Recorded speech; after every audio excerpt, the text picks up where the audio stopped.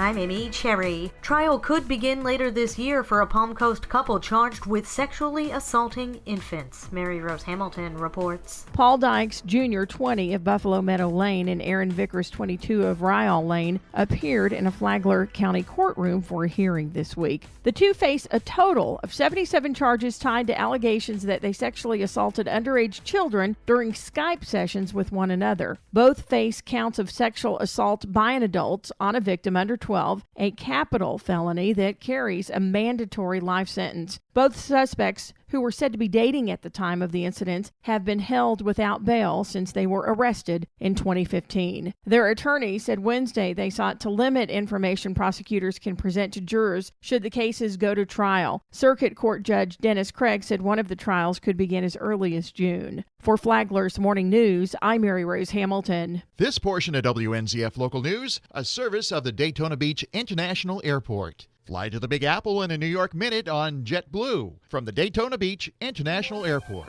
A school bus driver is cited for inattentive driving after he crashed while behind the wheel, seriously injuring a woman and 2 children. Deputies say 60-year-old Wilrick Woods turned left in front of an SUV, hitting it nearly head-on at Rimpire Drive and Palm Coast Parkway early Monday morning. Kimberly Pinnock of Palm Coast, who was behind the wheel of the SUV, was pinned inside her vehicle and had to be extricated by emergency crews. She was taken to Florida Hospital Flagler, as was Woods. 2 children in Pinnock's car were also hospitalized. The Buddy Taylor Middle School student aboard the school bus wasn't injured. Woods, who's been a driver for 6 years, was fined more than $150 in connection with the crash that deputies say showed he clearly violated right-of-way rules on the road. He's also on administrative leave pending the school district's investigation into the crash. The Flagler Beach Pier won't be reopening for at least another month. The new target date is June 1st for all repairs to be complete. The pier was badly damaged in Hurricane Matthew. A small section of it reopened temporarily last week for the annual Cheer at the Pier event, renewing hopes the rest would be open soon. Fishermen are eager to get back on the pier. After repairs are complete, engineers will be on hand to declare it structurally sound before it can fully reopen to the public.